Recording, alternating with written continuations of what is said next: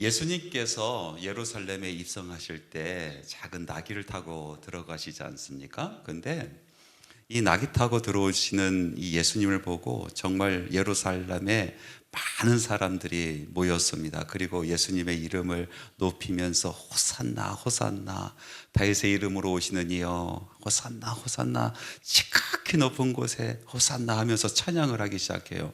그 찬양 소리와 그 함성 소리가 얼마나 컸던지 지축이 울렸다고 해요. 지축이 울렸어요. 수많은 사람들이 모여서 함께 호산나 하는 소리가 그 예루살렘 성에 가득했단 말이죠. 근데 그 중에서 어떤 사람은요, 무슨 나무죠? 예? 이 종려나무 가지를 꺾어가지고 막 흔들어댑니다. 이것은 무슨 상징이에요? 왕을 환영하는 그런 상징이에요. 왕을 모시는 그런 모습이에요. 또 그들 중에서 어떤 사람은 자기 겉옷을 벗었어요. 겉옷을 벗고 예수님 가시는 그 길에 그 옷을 깔았단 말이죠. 이 옷이라는 것은 그 당시에 더욱더 그런 의미가 있었지만은 자기의 신분을 이야기하는 거예요. 어쩌면 자기의 명예를 이야기하는 거예요.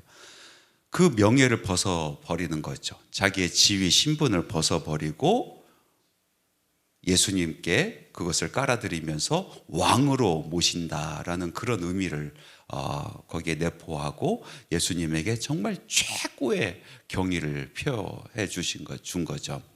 그런데 이렇게 최고의 찬양, 최고의 헌신, 최고의 경의였음에도 불구하고 성경 말씀에 보니까 예수님께서 그다지 그렇게 기뻐하신 것 같지는 않아요. 그다지 기뻐하신 것 같지 않아요. 왜 그러냐면은 그 사람들은 정말로 예수님을 왕으로 생각해서 왕으로 영접하고 왕으로 모신 것이 아니라 예수님을 통해서 자기가 왕 대접받고 싶은 그런 마음에서, 다시 말해서 예수님을 통해서 자기 마음속에 있는 욕심들이 좀 채워지기를 바라는 그런 마음에서 예수님을 모신 거죠.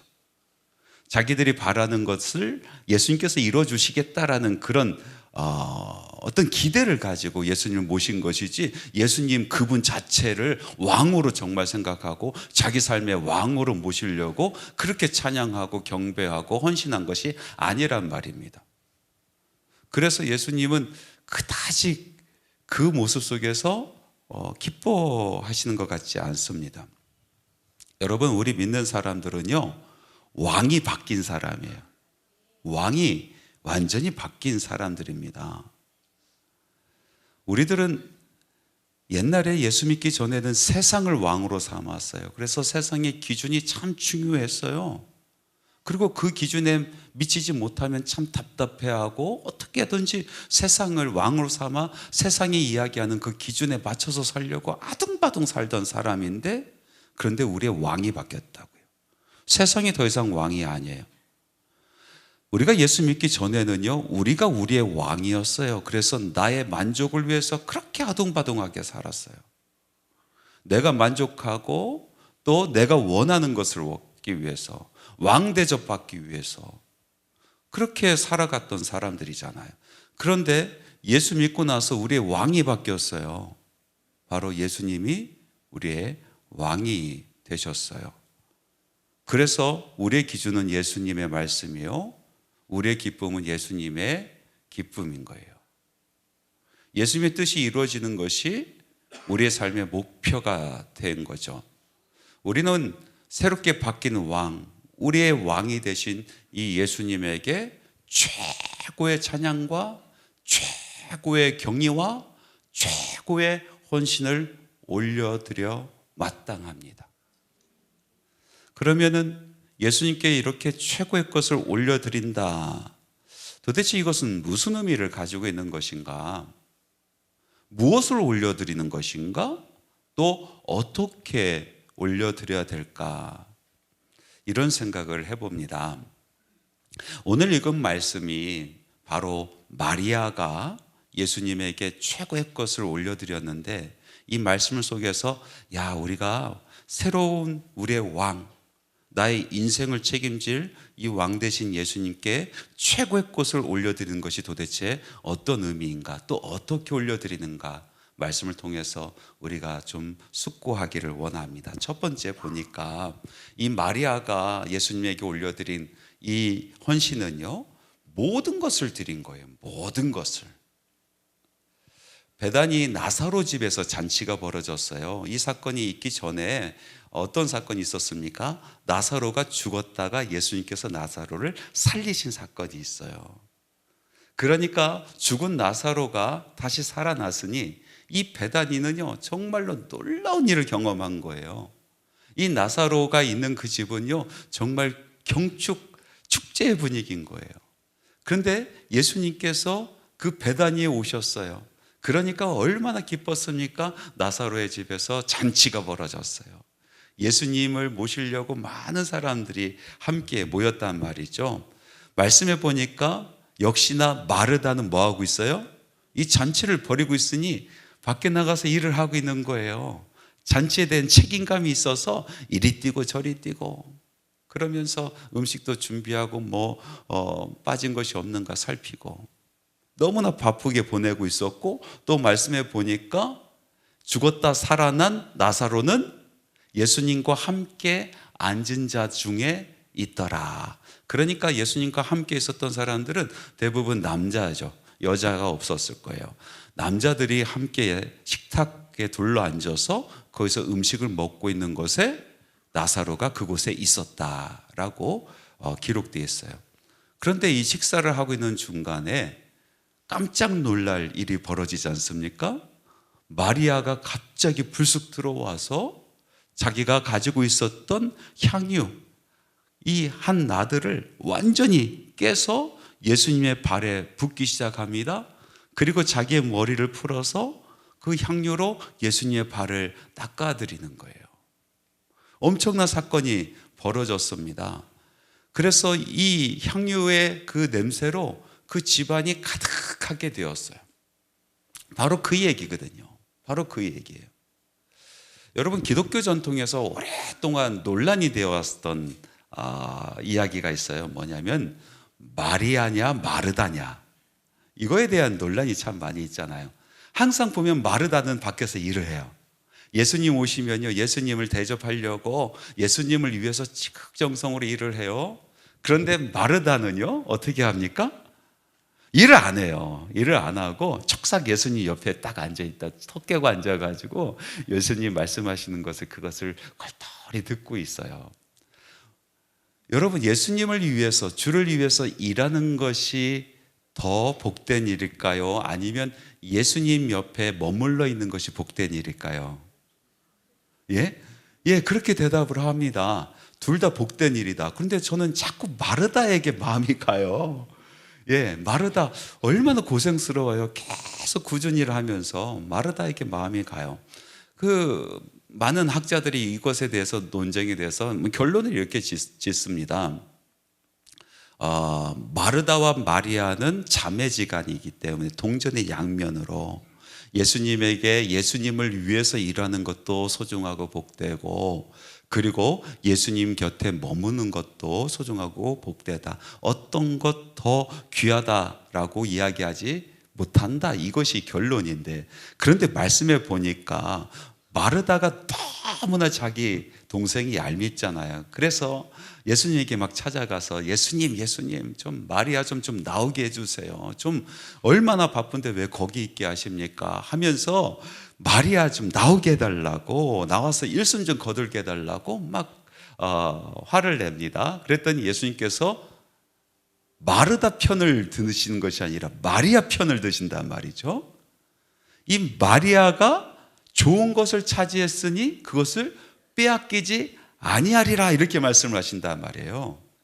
그러니까 예수님 곁에 머무는 그것이 예수님을 위해서 있는 것보다 예수님은 그것이 더 좋은 것이다라고 말씀하시고, 이것이 빼앗기지 아니하리라 라고 말씀하신 거예요.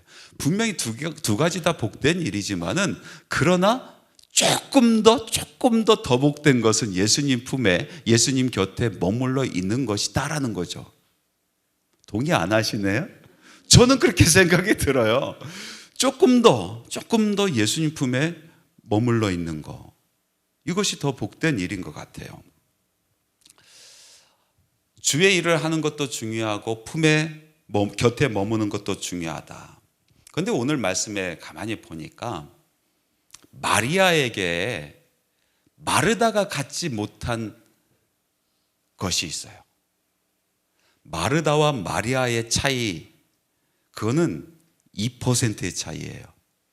2%, 별게 아닌 것 같죠? 2%의 차이로 마리아가 더 가지고 있는 것이 있단 말이에요. 그런데 이 2%가 절대로 넘어설 수 없는 차이예요. 여러분 골프 치세요? 여기 남자분들 요즘에 골프 여성분들도 많이 치시대요. 골프 치세요? 저는 골프를 조금 쳐봤어요. 골프를 조금밖에 안 쳐봤어요. 캐나다에서 백인 목회를 할 때에 낮에 나가보니까 성도들이 하나도 없어. 어디 갔나 보니까 골프장에 다 가게 있어요. 그래서 성도님들 만나러 골프장에 제가 갔어요. 그리고 같이 골프를 쳤어요. 그래야 그분들을 만나고 이야기도 하고 교제도 할 수 있어서 골프를 치기 시작했어요. 그런데 조그만 마을마다 골프장이 하나씩 다 있습니다. 땅덩어리가 워낙 넓으니까 골프장이 마을마다 있고요. 그리고 그 골프장 그 이용료가 5불이에요. $5. 그러니까 이건 한 5,000원 내면 들어가요. 5,000원이에요. 5,000원. 그리고 카트 빌리고 하면은 10,000원 정도면은 골프를 쳐요. 그러니까 너무나 싼 운동이죠. 골프라는 것은요, 우리나라만 이렇게 비싸지 원래 되게 싼 운동. 정말 밭에서 이렇게 밭 깔다가 심심해가지고 돌멩이 놓고 빵 때리. 이게 골프의 시작이. 정말이에요. 정말이에요. 이 밭 깔다가 힘들고 막 심심하고 그러니까 돌멩이 같은 거 놓고 그냥 뚝 땅땅 치고, 이게 골프의 시작입니다. 그러니까 아무런 운동이 아니에요. 그거예요, 그거. 그래서 제가 골프를 조금 거기서 쳤고, 그리고 목사님들이 골프 치러 나와라 해서 가서 쳤는데 재미 정말 없어요. 무슨 하루 종일 4시간, 6시간 그렇게 돌아다니면서 다리만 아프고 땀도 하나도 안 나고 너무 재미없어서 저는 골프를 안 칩니다. 골프를 정말 재미없는 운동이다. 저는 그렇게 생각을 해요. 근데 이 골프 치는 사람들에게 아주 영웅이 하나 있어요. 한국 선수 중에서 지금은 이제 오래되신 분이지만은 남자분 중에서는 최경주라는 분이 있어요. 땡크라는 그런 별명을 가지고 있고, 그 사람은요 골프 천재예요. 골프 천재. 그런데 미국에서 골프 황제가 있어요. 누굽니까? 골프 황제? 그렇게 잘 치는 타이거 우즈라는 사람, 지금 은퇴한 사람, 둘 다 은퇴한 사람이죠. 근데 한 사람은 골프 황제고 한 사람은 골프 천재예요. 우리 눈으로 봤을 때는요, 둘 다 너무 잘하는 사람이에요. 전문가의 눈으로 보니까 최경주라는 그 선수, 한참 잘 나갈 때 그 선수와 타이거 우즈의 차이는 2%래요. 2%. 차이가 별로 안 난다는 거예요. 실력 면에서. 그러니까 피등피등한 거예요, 사실은. 그런데 그 2%가요, 결코 넘어설 수 없는 2%래요. 결코 넘어설 수 없다는 거예요. 그 2% 차이가 얼마나 큰지 아십니까? 마르다와 마리아의 결정적인 차이가 있어요. 2%의 차이. 결코 넘어설 수 없는 차이예요. 그게 뭔지 아십니까? 마리아는요, 다 드렸어요. 마리아는 다 드리는 사람이에요.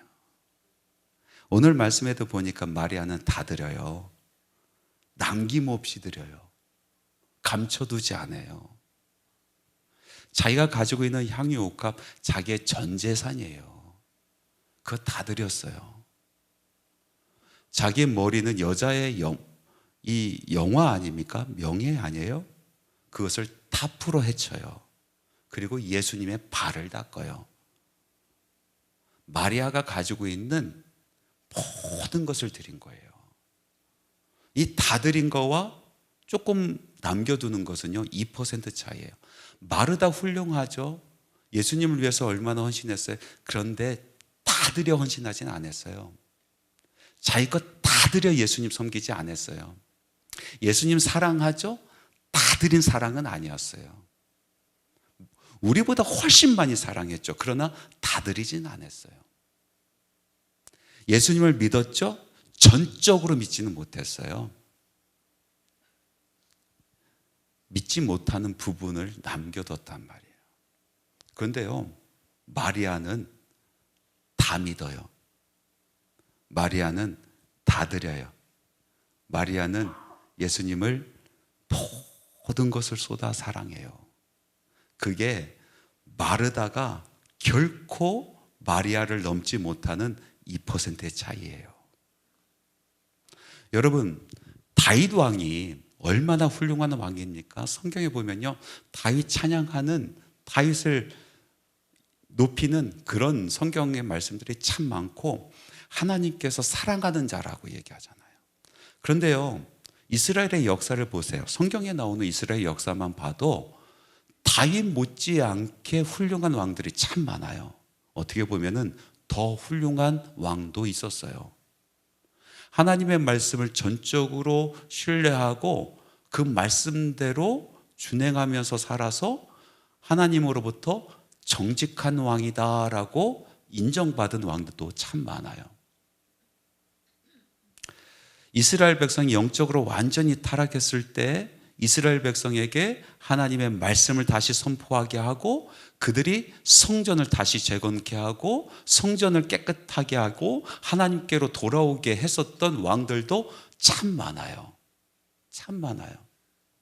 윤리적 도덕적인 잣대로 따져본다라면은 간음하고 살인한 다윗보다 훨씬 더 윤리적으로 도덕적으로 깨끗하고 그리고 온전한 왕들이 참 많단 말이에요.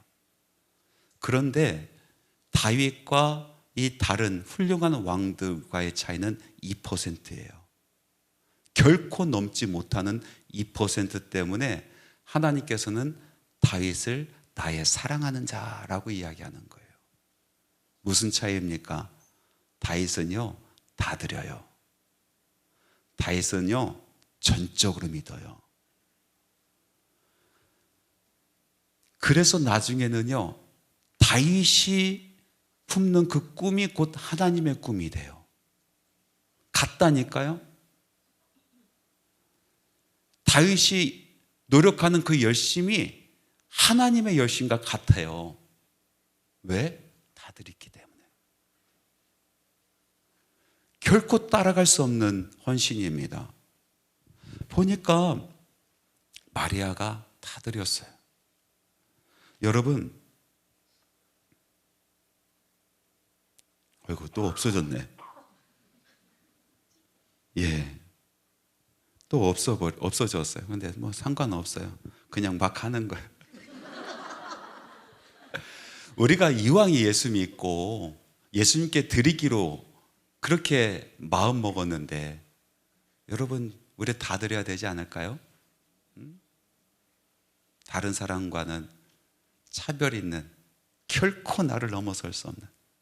제가 아주 어려서부터 목사 된다고 그 주변 사람들에게 얘기하고 하나님께도 항상 기도할 때 주님 저 목사 되게 해주세요. 그런 기도를 참 많이 하고 자라났는데 장성하고 나서 그 꿈이 한 번도 변함이 없었지만 그러나 한 번 정도 제가 내가 다른 길을 한번 가볼까 이런 생각을 한 적이 있어요. 그 생각을 한 이유가 뭐냐면은 내가 하나님을 안 섬긴다는 게 아니야. 내가 하나님의 뜻대로 살아가지 않는다는 게 아니에요. 여전히 하나님을 섬길 것이고 하나님 뜻대로 살아갈 것인데, 그런데 다른 일을 조금 하면서도 할 수 있다라고 생각이 갑자기 드는 거예요. 꼭 목사가 되어야만 하나님을 섬기는 게 아니잖아요. 내 삶 가운데서도 내가 다른 직업에서 얼마든지 하나님 섬길 수 있고, 꼭 목사가 되어야만 말씀대로 살아가는 게 아니고 내 삶 가운데서 얼마든지 말씀대로 살아갈 수 있는데 내가 왜 꼭 목사가 돼야 되지? 이런 고민을 한 적이 한 번 있었어요. 아주 짧은 기간이었지만. 그런데 제 결론이 그랬어요. 다 드리는 것은 목사구나. 그냥 삶을 통째로 드리는 거, 내 인생 통째로 드리는 것이 아, 그것이 맞겠구나. 저는 그런 생각이 해서 흔들리지 않고 목회 길을 계속해서 걸어가게 되었습니다. 흔들리지 않고. 마리아의 이 순종을 보니까 두 번째, 조건 없이 드렸다는 거예요. 조건 없이. 먼저는 사회적인 금기, 그리고 사회적인 어떤 그 조건을 깨고 이 마리아는 예수님 앞에 자기의 모든 것을 드립니다. 남자들이 모여 있는 곳에 여자들이 들어갈 수 없어요. 특별히 식사하는 곳에 들어가는 것은 아주 불경스러운 일이에요. 있을 수가 없는 일이에요. 있었어도는 안 되는 일이에요. 그런데 그런 조건과 금기를 깨고 들어가요. 마리아에게는 예수님 섬기는 것이 그런 조건이 방해가 되지 않는 거예요. 그것을 그냥 넘어서는 거예요. 자기가 어떤 욕을 먹어도 또 어떤 비난을 받아도 넘어가는 거예요. 왜? 예수님 섬기는 것이 더 중요하기 때문에. 두 번째로 마리아가 깬 것이 있어요. 여러분, 지금 우리가 읽은 말씀 바로 전 11장 57절 말씀에 이런 말씀이 있습니다. 한번 띄워줘 보세요. 같이 한번 읽어볼까요? 이는 대제사장들과 바리새인들이 누구든지 예수 있는 곳을 알거든 신고하여 잡게 하라 명령하였음이라라. 이게 무슨 말이냐면 지금 예수님께서 수배령이 내려진 거예요. 예수님을 신고하라, 예수님을 잡으라라는 수배령이 이 유대 땅에 다 퍼져 있는 거예요. 그래서 수배령 내린 사람을 대접하는 것도 이것도 되지 않는 일이고, 그리고 그 예수님을 봤는데도 신고 안 하는 것도 잡혀갈 일이라. 잡혀갈 일이에요. 여러분, 사람이 높은 곳에 있을 때 사람들이 찾아오죠. 이 높은 곳에서 내려오면요, 사람들 다 떠나가잖아요. 사람들은 항상 조건적이잖아요. 어떤 옷을 입었느냐가 이게 너무 중요하잖아요. 여러분, 백화점, 저는 참 이해가 안 가는 것이 있는데, 제가 나름대로 옷을 좀 이쁘게 입고 다닌다고 생각했는데 꼭 이 옷 입고 백화점 가잖아요. 백화점 가고 거울을 보면 왜 이렇게 초라해 보이는지 몰라요? 뭐 누더기 옷이 되어 있는 것 같아.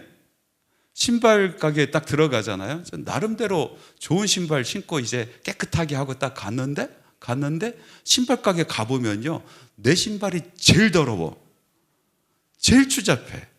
왜 그런지 잘 모르겠어요. 어찌됐든 그래서 이제 아울렛을 가거나 아니면 백화점 가거나 무엇인가 사러 갈 때는요, 저는 최대한 좋은 것을 입고 갑니다. 좋은 신발을 신고 가요. 그래야 대접받더라고. 후질근하게 하고 가잖아요. 점원들 쳐다보지도 않아요.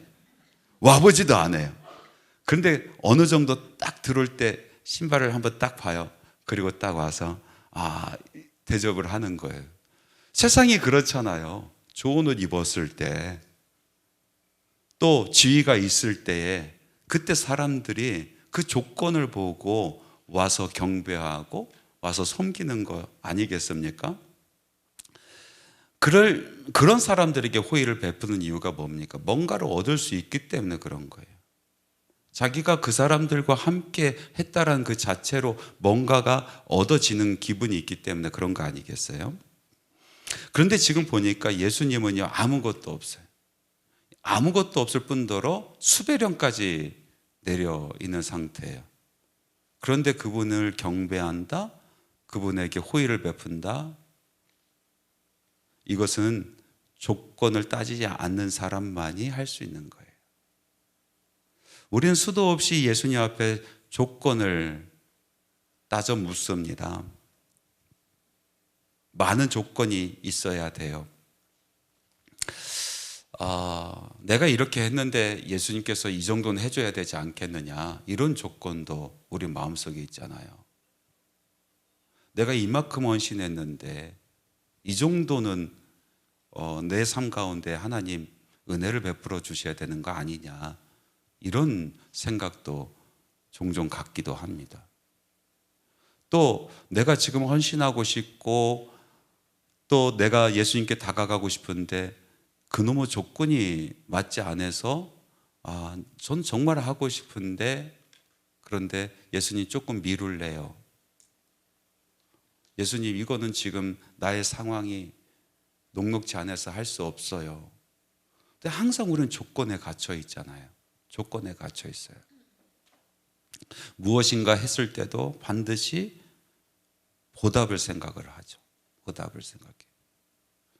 저도 아주 어리석은 생각을 한 적이 한 번 있어요. 목사로서 목회를 하면서 정말 열심히 했는데, 정말 최선을 다해서 그 사역을 감당했는데 아무것도 돌아온 것이 없고 오히려 상황이 더 안 좋아지는 그런 모습 속에서 제 마음속에 서운함이 있더라고요.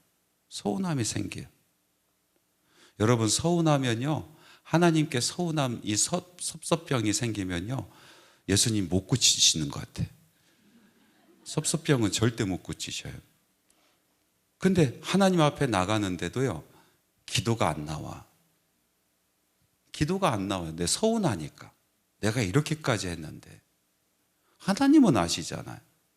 그러니까 기도를 안 하고 입을 일부러 꼭 다물고요, 그냥 앉아 있는 거예요. 마치 데모하는 사람처럼 하나님 앞에서 뭔가가 뭐 하는 사람처럼, 시위하는 것처럼 하나님 앞에 앉아서 입 꼭 다물고 말 안 하고 기도 안 하고, 그러고 오랫동안 앉아 있은 적이 있어요. 오래 앉아 있었어요. 그런데 앉아 있다 보니까 내 마음속에 있는 내 마음의 진짜 이야기들이 막 쏟아져 나오더라고요. 하나님 아시잖아요. 하나님 내가 어떻게 했는지 아시잖아요. 내가 얼마나 헌신했는지 아시잖아요. 내가 얼마나 수치를 당하면서까지 그 일을 했는지 우리 하나님 아시잖아요. 그런데 이게 뭐예요? 막 입에서 불평이 저도 모르게 툭 튀어나와서, 그게 이제 진짜 제 마음인 거죠. 그러고 또 입을 다물고 한참을 앉아 있는데, 그런데 제 마음속에 큰 울림으로 예수님께서 하신 말씀이 있었어요. 이것으로 안 되겠니? 라는 말씀이었어요. 이것으로 안 되겠니? 십자가로도 부족하니? 라는 말씀이었어요. 내가 너를 위해서 다 줬는데, 모든 걸 줬는데, 근데 부족하니? 내 영혼을 살리려고 내가 다 쏟았는데 그래도 부족하니? 그런 말씀이 제 마음에 아주 크게 울려 퍼지기 시작했는데, 제가 아니요, 부족하지 않아요. 아니요, 주님, 아무것도 필요 없어요. 그러면서 제가 찬양하기 시작했어요. 늘 울어도 눈물로써 못 갚을 줄 알아. 제가 그 찬양하면서 얼마나 울었는지 몰라요. 눈물로 갚을 수 없고 우리 몸밖에 드릴 수 없다라는 찬양인데, 사실은 몸 드려도 갚을 수 없고 내 인생을 송두리째 드려도 갚을 수 없는 거예요. 그게 주님의 은혜인데, 주님은 우리를 위해서 조건 없이 주셨고 아낌없이 주셨는데, 우리는 계속 주님 앞에 조건을 달아요. 조건을 달아요. 오늘 마리아를 보니까 이 마리아는요, 아무런 조건이 없어. 그를 묶어 놓을 조건이 없어요. 그냥 예수님께 드리는 것이 최고로 중요한 거예요. 최고로. 그래서 그 조건들을 건너갑니다. 여러분, 여러분의 삶 가운데 예수님께로 다가가기 위해서, 또 예수님께 헌신하려고, 예수님을 찬양하고 예수님을 경배하고 예수님을 위해서 사역하고 하는 그런 마음들이 있는데 많은 조건 때문에, 그렇게 하지 못하는 조건 때문에 넘어가지 못하는 분들이 너무나 많이 있잖아요. 그게 우리인데, 그런데 마리아를 보니까요, 조건 없이 넘어갑니다. 세 번째로 보니까 이 마리아의 헌신은요, 일상을 드렸더라고요. 일상. 여러분, 일상 영어로 ordinary life라고 얘기하죠. ordinary. 이게 일상인데, ordinary라는 그런 단어는 평범한이란 그런 뜻을 가지고 있고요. 이 ordinary는 라틴어의 어근을 갖고 있어요. 오도라는 어근을 갖고 있어요. 라틴어의 이 오도라는 것은 질서, 또 무슨 뜻을 갖고 있냐면 순서, 이런 뜻을 갖고 있어요. 그러니까 ordinary, 평범하다라는 그런 뜻은요, 질서대로 순서대로 그 일을 해나가는 것, 그것을 ordinary라고 얘기해요. 평범한. 그러니까 질서대로 순서대로 그 일들을 해나가는 삶은 ordinary life. 이게 일상인 거예요. 일상. 여러분, 일상이 참 중요합니다. 일상이 결국 우리를 바꿔요. 그런데 많은 사람들은 일상보다 비상한 것에 더 관심을 둬요. 비상한 거. 이 비상한 사건에 참 관심을 갖고 자기 삶이 어떤 비상한 일로 인해서 변화되는다라고 생각을 해요. 그런데요, 여러분, 우리의 삶은요, 비상으로 변화되는 것이 아니라 일상으로 변화되는 거예요.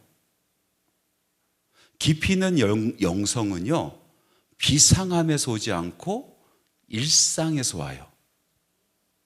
끊임없는 그 일상의 변화, 그리고 그 일상이 끊임없이 쌓일 때에 우리의 영성은 깊어진다고요. 어떤 비상한 설교 말씀이 나를 변화시킨다라고 생각을 합니다. 감동받을 수 있겠죠. 내가 몰랐던 거 깨달을 수 있죠. 그런데 그때뿐이에요. 어떤 비상한 찬양 집회, 어떤 집회가 내 인생을 바꾼다라고 생각해요. 물론 거기서 마음이 뜨거워질 수는 있겠죠. 그런데 시간이 지나가면 그 마음이 식어지지 않아요? 여러분, 어떤 비상한 기도의 체험이 나의 영성을 깊게 만든다고 생각을 해요. 그 비상한 체험으로 인하여 내가 순간적으로 뭔가 깨달음이 있는 것 같고, 또 그 체험으로 인해서 내가 남들이 모르는 어떤 경지에 들어가는 것 같은 순간은 있을 수 있지만은, 그 비상한 신비적 경험이 우리의 영성을 깊게 하진 않는다고요. 그러면 나를 정말 예수님 품 안에 깊게 안기게 만드는 것은 무엇이냐? 그것은 일상이에요. 일상. 우리의 일상이 우리를 변화시키고, 우리의 일상이 우리의 믿음을 깊게 하고, 우리의 일상이 우리의 영성을 깊게 만듭니다.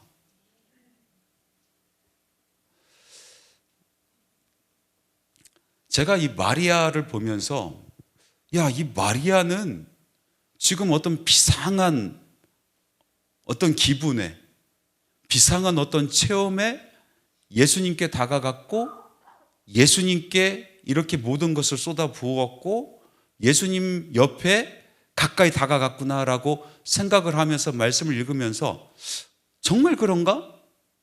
마리아가 지금 비상한 어떤 순간이기 때문에 예수님께 이렇게 가까이 가고 모든 것을 드렸는가? 그런 의심이 생겨서 마리아의 행적을 쭉 추적해 봤어요. 쭉 추적해 봤더니 마리아는 항상 예수님 발치에 머물러 있었어요. 예수님께서 그를 변화시킬 때도 마리아는 예수님 발치에 있었던 사람이에요. 예수님께서 그의 집에 신방하셨을 때 마리아는 예수님 발치에 있었던 사람이에요. 예수님께서 자기 오라버니를 죽었다가 살리시는 그 놀라운 그 죽음이 있는 그 무덤 앞에서도 무서워하지 않냐고 예수님 발치 옆에 있었던 사람이 마리아입니다. 예수님께서 골고다 언덕에 십자가 지고 올라가실 때 그때 제자들 다 도망가고 다 떠나갔는데 그 십자가 올라가시는 예수님 발치에 눈물 흘리며 쫓아 올라간 사람이 마리아예요. 십자가 달려 돌아가시고 모든 모멸과 수치를 겪고 모든 것을 쏟아 놓으실 때 아무도 없는 그곳에 예수님 흘리신 그 핏물, 그 튀겨지는 핏물 밑에 마지막까지 발치에 머문 사람이 마리아예요. 빈 무덤에 예수님 발치에서 예수님 시신이 없어졌다고 울고 울고 통곡하다가 부활하신 예수님 만난 사람도 마리아예요. 가만히 보니까 마리아의 일상은 항상 예수님 발 밑에였어요. 그는 일상이 예수님의 발 밑에였어요. 지금 예수님 앞에 자기의 모든 것을 쏟아 부어 드리는 이 순간이 비상해서 그런 것이 아니라 그것이 마리아의 일상이었어요. 여러분, 비상함이 우리에게 어마어마한 것을 선물해 주지 않습니다. 일상이야, 일상. 제가 오늘 아침에 새벽 기도 마치고 기도를 하고 저는 바로 나갈 때도 있지만은 때로는 이쪽으로 이렇게 돌아 나가고 또 이쪽으로 나갈 때도 있고 이쪽으로 나갈 때도 있어요. 가면서 누가 남아서 기도하고 있는가 이렇게 보면서 저분 이렇게 보면서 그러고 이제 나가는데 어떤 분은 참 열심히 기도하고 또 어떤 분은 가만히 이러고 계신 분도 계시고 또 어떤 분은 이렇게 주무시는 분도 계세요. 근데 오늘 아침 아주 특이한 경험을 했는데 제가 밖에 나가면서 여러분들 이 성도님들이 기도 소리를 듣는데 기도 소리가 너무 이쁜 거야. 이게 시냇물 흘리듯이 차차차차차차차차차. 천국에 보면은 많은 물소리 있잖아요. 그 많은 물소리처럼 차차차차차차차 기도 소리가 그렇게 들리는데 제가 그 소리를 들으면서 너무 기쁜 거예요. 너무 기뻐. 그 소리가 너무 사랑스럽고 너무 아름다워서. 여러분, 일상의 기도가 중요해요. 비록 피곤해서 입 벌리고 자도 그 자리에 앉아있는 일상이 그 삶을 바꾼다니까요. 여러분, 금요기도회가 계속 있잖아요. 계속 있잖아요. 이 자리 사모에서 꾸준히 와서 앉아서 기도하는 그 일상이 여러분 우리 인생을 뒤집어 버리는 거예요.